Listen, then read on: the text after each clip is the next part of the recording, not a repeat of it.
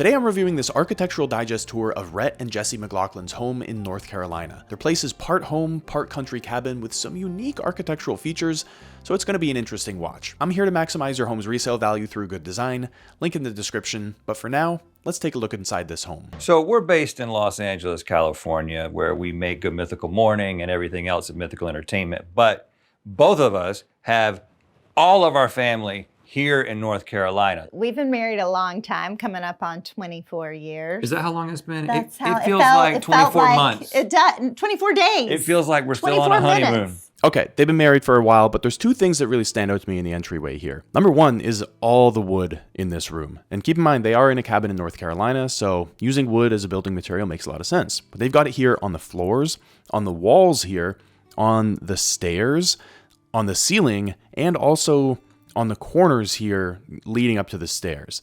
And then they've also got a wooden grandfather clock and this wooden cabinet full of china. Now, no problem with all the wood, but the second thing that stands out is this use of blue. They've got this very unusual blue wallpaper. You know, it's attention grabbing, but not in the right way. And then on top of that, they've also got a bunch of blue and white china inside this china cabinet. First, I don't know why there's a china cabinet as soon as you walk in the front door here. You would expect to have a shoe closet, you know, like a coat rack, something like that. But instead, they've got a china cabinet, which is the first thing you see when you open the door. So that's already a miss. There's no reason to have this china cabinet here, and this should be in a formal dining room, but not the first thing you see when you enter the home. But more importantly, it's just really busy in here as soon as you step in. There's no exhale when you enter this home. There's no opportunity to relax. You're just immediately hit with busyness in the form of this wallpaper and this china cabinet, and I don't like it. These pieces are from a local antique shop that I love, Whitehall Antiques, and these are actually made from old frames, pieces of frames that didn't get used. Each one is unique, and then they find little trinkets to put on each frame. And so people have huge collections. I'm just starting mine, but they're called museum bees, and they make me really happy. I hope to have this whole wall filled someday. And who put them on the wall in that pattern? I'm glad they make her happy, but I hope she doesn't have the whole wall filled one day. But what I do appreciate is that they do have a couple chairs here in the entryway where you can sit down, take off your shoes. I still don't see a space to put your shoes or your jacket. I'm not really sure what's going on there. But this part of the entryway, which is just to the right when you enter the home, is a little more inviting. This is the kitchen, which is probably the room that was transformed the most from what it looked like. I like the kitchen. The ceilings in here are pretty low, and you feel it because there's only a little bit of natural light coming in, but I like the surfaces. I like the amount of space they've got in here. This really nice green marble countertop that goes all the way up on the backsplash behind the stove. Really nice one. And the island is a pretty good size as well. So they've got a good amount of cooking space in here in case they're having friends or family over. They can prepare a nice meal. Now, I still don't quite understand. They've chosen to cover up some of this beautiful green marble, which could be the centerpiece of this kitchen, this big block of beautiful green marble, but instead they've covered it up with this wood paneling. I don't get it. Looking at all of this incredible Art Nouveau carving, we wanted to figure out a way to kind of make that happen here, put some accent pieces, give it some oomph with molding. Let's freeze the frame right here because there's a couple of things I want to point out. First, I love that there's an overhang on the island so you can fit these 3 stools in here. It's a perfect place for having breakfast, just a casual coffee in the morning or afternoon. Love that. Second, I love the rug here that's bringing in some color and a little bit of warmth into the space. But pay attention to how low this light is hanging over the sink here. These are not high ceilings, and Rhett is 6'7", and he's very close to this light when he's standing at the sink, so I'm pretty surprised that they didn't raise that up. But overall, I do like what they've got going on in the kitchen here. The deep green with the white cabinetry and the darker stone on the island, it all works together pretty cohesively. They don't have any of that distracting wallpaper that we saw in the entryway, so that's definitely a plus. And with all the wood logs around forming the base of the room, this works pretty well.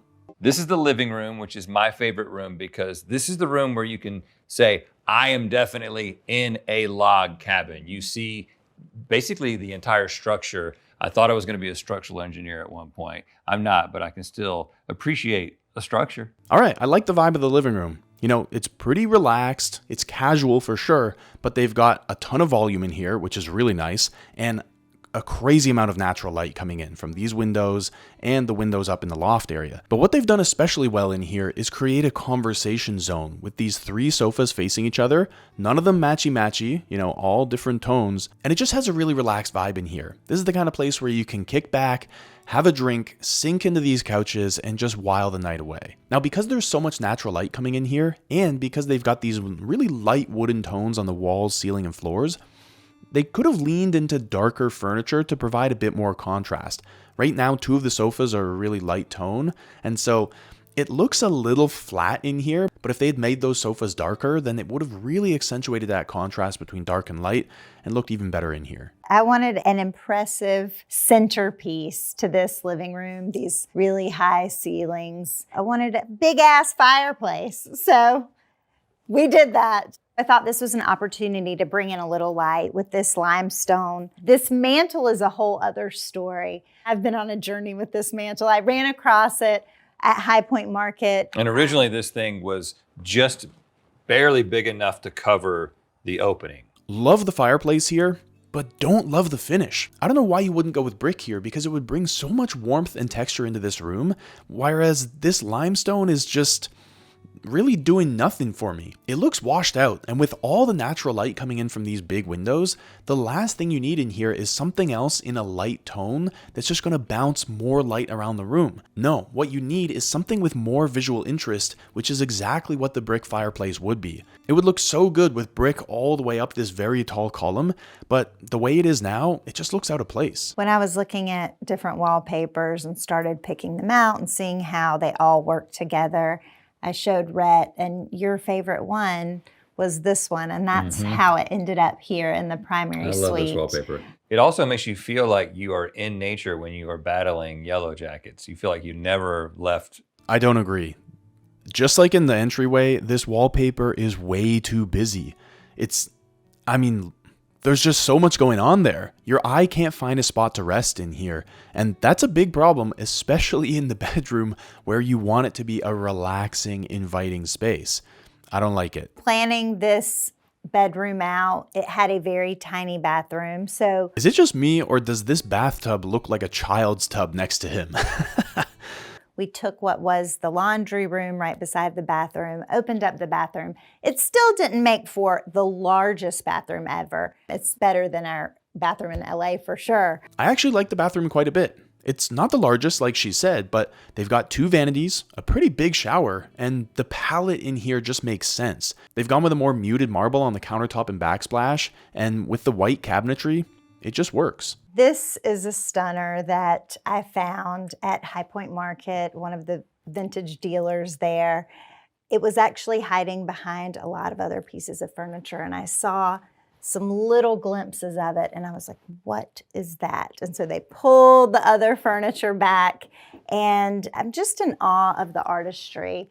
This marquetry is something that you don't see in furniture nowadays. This is definitely a nice piece, but it's a little busy. And with all the intricate details on this cabinet, plus the wallpaper behind it, it's just too much. So I would have loved if they had just a simple dark wall behind here. It could be any color they choose, a deep green, a dark navy, anything like that. And having this in front of it would look so striking, especially if they put some kind of lighting above to really give it a little bit more drama. But as it is now, it kind of fades into the wallpaper because there's just so much going on the walls. I thought this was a great way to incorporate some plaid. I'm always concerned about being too on the nose in a log cabin. So I didn't want a lot of plaid, but a little plaid in a funky colorway and mohair, I can do that. But again, it's just the wallpaper that's throwing everything off. If they got rid of this wallpaper and went with something subtle, something muted, then all these other pieces would work. But now even the couch feels too busy because the wallpaper is stealing the show. Also, I don't think they're using this for their day-to-day clothes. It seems more like a jewelry cabinet or something like that. And I only saw one other small dresser, so I'm assuming they have some kind of a walk-in closet that we haven't seen that's where they're keeping all of their clothes. I kind of dig the couch. It does bring a special flair to the room, but again, next to the wallpaper and the curtains, which are either an exact match for the wallpaper or a close match, it's just too much. If they had gone with white or neutral on the curtains and something more muted or subtle on the walls, then this couch in the credenza could totally work. But as it is now, it's overwhelming. And she made this, and it's called the Sha-Sha. It is. It's named after my sister. I made it because when my sister was coming to visit us in LA, I wanted her to have a bed that actually felt like a bed, but there wasn't anything in the market that was like that actually looked like a bed when it pulled And also out. looked like the kind of sofa that you thought was cool. I think the sofa looks really cool too. And so far, this is my favorite room in the house. The colors work so much better. And I want to specifically point out, they also have a pretty busy wallpaper in here as well, right? The wallpaper works, the couch works. This is my favorite spot so far. I love this artist. This is Michael Doyle. You'll see him throughout the house. Part of the reason I used his work all over is because it's so colorful. It's so playful. That's a ridiculously large couch with an unnecessarily high number of cushions, but I kind of like it. It works in this room because they've got a lot of space in here. It looks really comfortable and it matches the rest of the room. But specifically, I like this because it's creating this cozy atmosphere in here. In the other living room with the fireplace, it felt nice, but it was very airy and a little more formal. But in here, it's even more cozy, and it's the kind of place you'd want to spend time with friends, maybe play board games, or just connect with friends and family. This is the ensuite guest bathroom. Yeah, and I struggle because I might like this bathroom better than our bathroom. We also gave our guests the better bathroom. But I will did say get that. the tub in our room, so. Right. I agree, this bathroom is better than their bathroom. It's larger, it gets way more natural light, they fit the bathtub inside the bathroom this time, and it's got a nicer marble on the vanity. This bathroom was so much fun to design, and the people at Rockin' Interiors did an incredible job fabricating this. Like, this is not easy to do, and not every fabricator can make these cuts, but we wanted it to be just this over-the-top, oversized vanity, and I think we accomplished You did that. You accomplished that. But I want you to pay attention to the mirrors in here, because using a uniquely shaped mirror in the way that they have here, with this oversized circle and the rectangles with the rounded corners, this is a really simple but impactful way to take your design up a notch without hardly spending any money at all. This is the movie room. These couches, this one in the back is actually on a platform, so we kind of have a little bit of a stadium seating situation, but also it continues to be like very, very cozy with these big, long couches. I love it. It's so cozy in here, and this is what they should have done in the bedroom. Use some dark color on the walls so that the furniture can be the star of the show. And speaking of the furniture, these are the two nicest couches that we've seen in the entire home. Nicer than the massive one that we saw in the loft, and nicer than the three that we saw in the living room with the fireplace. So I don't know what they're holding out for. These should be all over the home, not just down here. A lot of the pieces in this room came from a dear friend. She's become a dear friend through this process, an antiques dealer who is down the road. And I will say, Julie at Little Boho Valley, I'll say, Julie, I want chairs that act as kind of a foil to this more traditional table I have. And she said, let me see what I got. And she brought me these incredible mid-century cafe chairs that are like two-tone, green and gold, perfect for this room. So it felt like it was meant to be. I like the chairs, and the green color matches the rest of the furniture in this room. But what's going on with this tiny chest setup in the corner here? I mean, you can't even sit on these two chairs next to the curtains here. You gotta wiggle your way in to get into them. This needs to either be moved into the center of the room so you can actually use this table, or it should just be removed entirely. So what can we learn from this place?